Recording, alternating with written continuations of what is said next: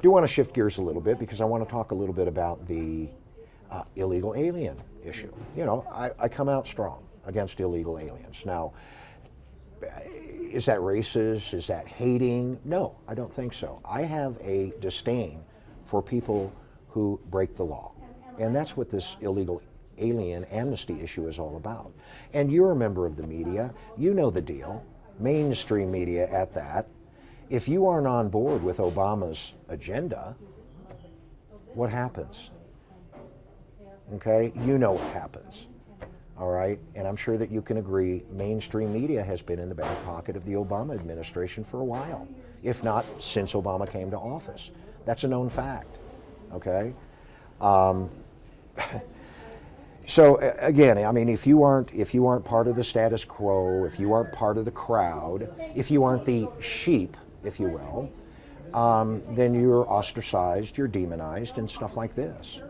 Now, were my comments central to illegal aliens cause Disneyland? No, not necessarily, because a lot of what I spoke to Nick Deshay at the Spokesman about ended up on the cutting room floor. My statement basically is this: we know factually that when we had that influx of unaccompanied illegal children the last 24 months, they did bring with them some diseases. The enterovirus D68, which is prevalent down in South and Central America. So we know, that's been verified by mainstream media as being the case. I mean, there's also talk about polio being reintroduced. There's talk about tuberculosis that's been reintroduced.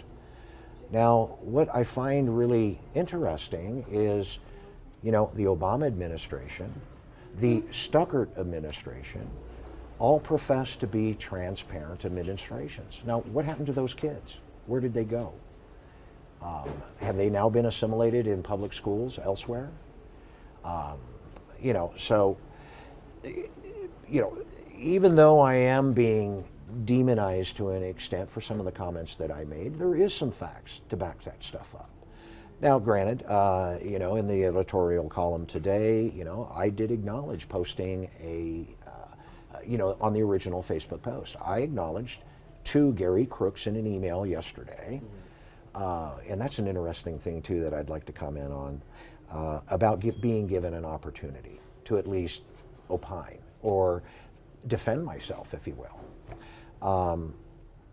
But as I told Gary Crooks, I says, look, if you take a look at my original Facebook post, I'm not taking a position one way or the other.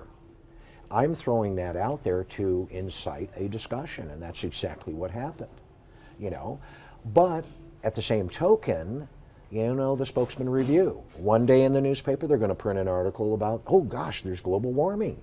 And then the very next day, they'll print an article, coming from NOAA or NASA that says just the opposite.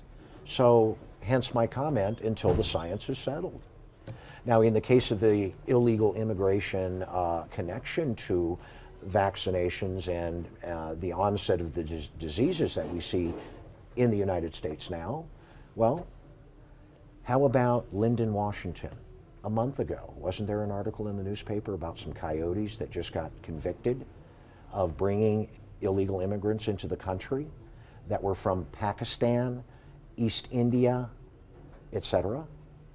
When I say illegal immigrant, I'm not just saying those that are coming from south of the border, okay, i.e. Mexicans or Hispanics, because it's already a well-known documented fact that there are other than Mexicans coming across the border. Well, here on the north border, you've got a wonderful example. Now, which countries have the lowest vaccination rates? Pakistan, India, a lot of the Malaysian countries that are over there.